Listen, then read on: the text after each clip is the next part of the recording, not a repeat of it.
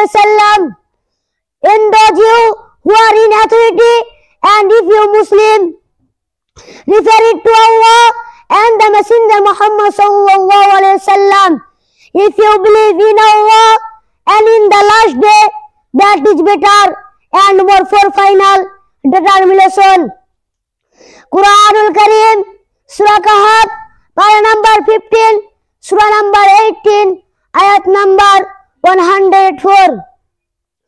الذي ضل سعيهم في الحياة الدنيا وهم يحسبون أنهم يحسنون صنعا أولئك الذين حبطت أعمالهم فلا نقيم لهم يوم القيامة وزنا.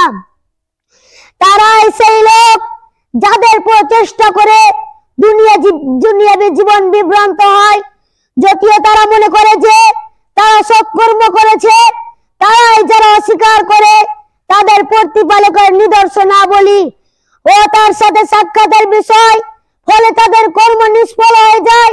সুতরাং কিয়ামতের দিন আমি তাদের জন্য পরিমাণ প্রতিষ্ঠিত স্থির করব না।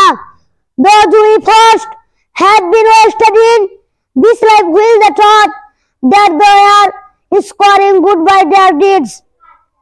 And Aisha radiyallahu anhuma قالت قال رسول الله صلى الله عليه وسلم من أحدث في أمرنا هذا ما ليس منه فهو رد.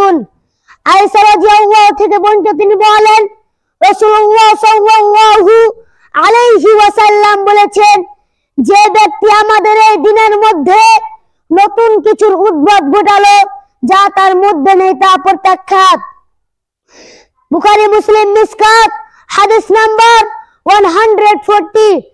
On the authority of Aisha, may Allah be pleased with her, she said, the Messenger Muhammad sallallahu alayhi wasallam of Allah, may Allah praise and peace be upon him, said, whoever introduces something into this matter of our wills, habit, then it is rejected.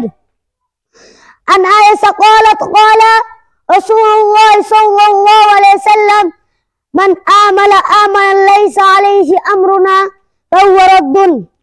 Ayesha রাদিয়াল্লাহু থেকে বর্ণিত, তিনি বলেন রাসূলুল্লাহ সাল্লাল্লাহু আলাইহি ওয়াসাল্লাম বলেছেন, যে ব্যক্তি এমন আমল করলো যাতে আমার কোনো নির্দেশনা নেই তা পরিত্যাজ্য। মুসলিম হাদিস number 1748. On the authority of Aisha, she said, the Messenger Muhammad sallallahu alayhi wasallam of Allah, may Allah praise and peace be upon him, said, whoever does an act that is not in accordance with this matter of our wills, have it rejected. And Jabir qala qala Rasulullah sallallahu alayhi wasallam, amma ba'd, fa inna khayral hadith kitabullah wa khayral hadi wa hadi Muhammadin sallallahu alayhi wasallam wa sharral umuri muhdatsatuha wa kullu bid'atin dalalah wa fi an-nisa'i kullu dalalatin fi an-nar.